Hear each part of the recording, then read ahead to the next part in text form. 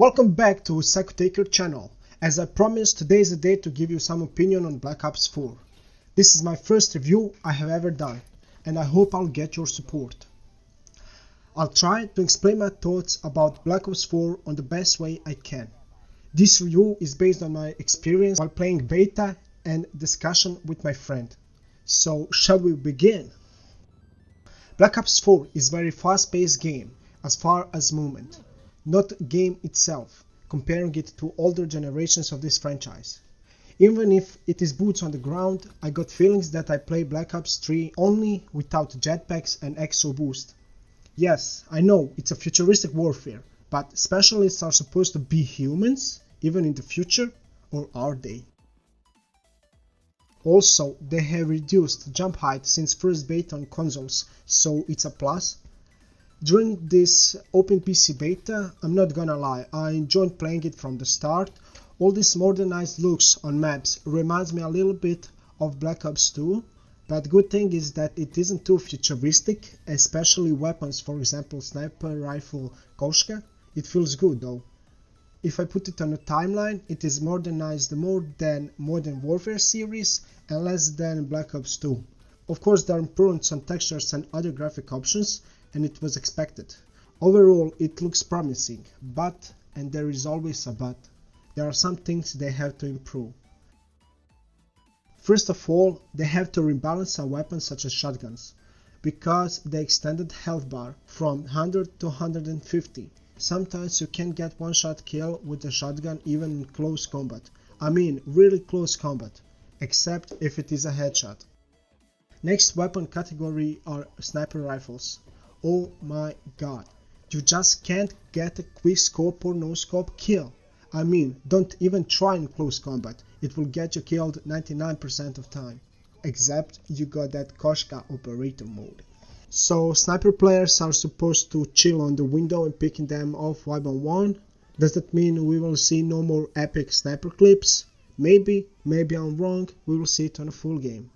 Also, I think players on console are more likely to get some good kills, because you can't really move so fast on console by having good aim sensitivity at the same time. I can't really much tell about other guns because I really didn't try so many except Rampart and especially Viper XKG. Those two assault rifles are so strong and very easy to control from range, mid-range, close combat, and from hipfire as well. Second thing are score streaks. Overall, getting points for a score streak is pretty good balance, knowing that if you are not playing on a team deathmatch, you will get points from completing objectives, and also you will obtain points if you assisted in a kill. So it was pretty good as far as I have experienced. One thing that concerns me, as you could have noticed during this gameplay, are the streaks that require deployment, such as Care Package, Mantis, Strike Team, and I think that's all. 3 of them, maybe Sentry Gun. Most of the time you can't drop deploy mark while running, walking, jumping, because you have some floor objects or textures, surface, and it's quite irritating. Why is that a problem? Well, imagine you are on a high score streak and you're trying to find deployable surface for your care package, and because you can't drop it wherever you want, you get killed and you lose that score streak. Maybe you're collecting for gunship. I don't know if you're so good for gunship. I hope they'll fix it in a full game.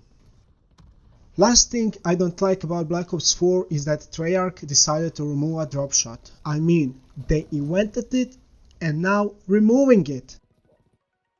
Personally, I didn't use it so much in previous games to get a kill, only to take a cover to hide from enemy or something, because I play a lot of with sniper, but it's very useful and unexpected movement in Black Ops series. So yes, I would love they kept drop shot. Furthermore, our map's layout. Come on!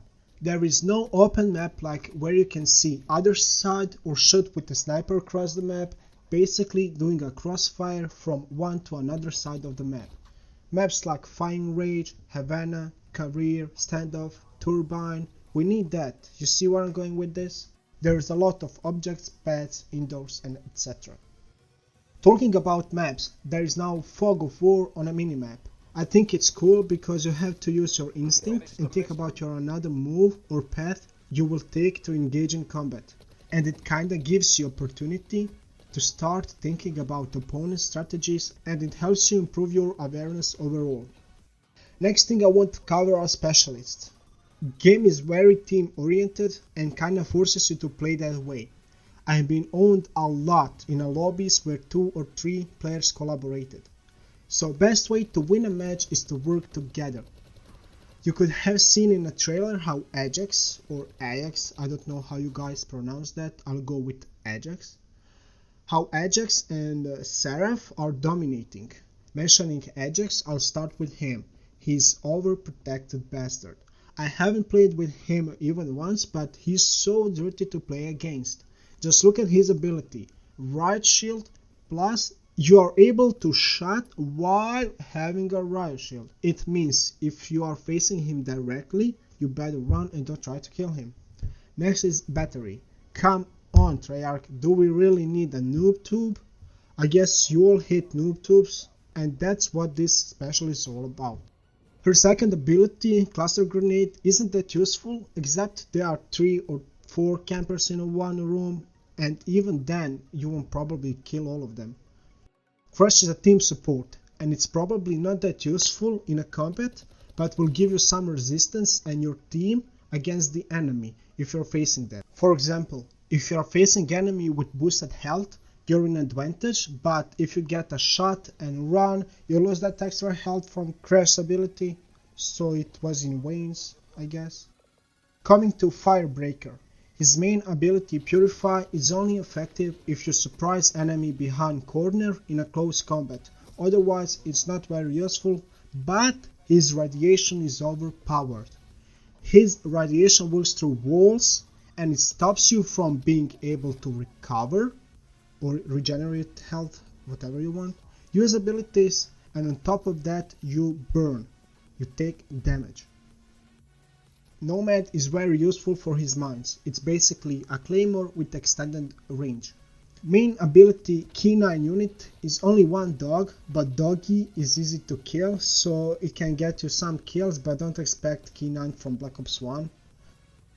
Prophet is overall good and very useful for team. It can be frustrating when you get shocked, but that's what his job is, to stop you from advancing. Next one is Recon, also known as Mr. Wallhack. Pretty much self-explanatory. Do I really need to say Wallhack is useful? Now, moving to Ruin. He's good for mobility and agility. With the grapple hook, it's easy to escape a tight combat, and also with his main ability Gravity Slam, it's easy to survive a gunfight because it has a wide area of effect, so it means triple and quads are guaranteed with it.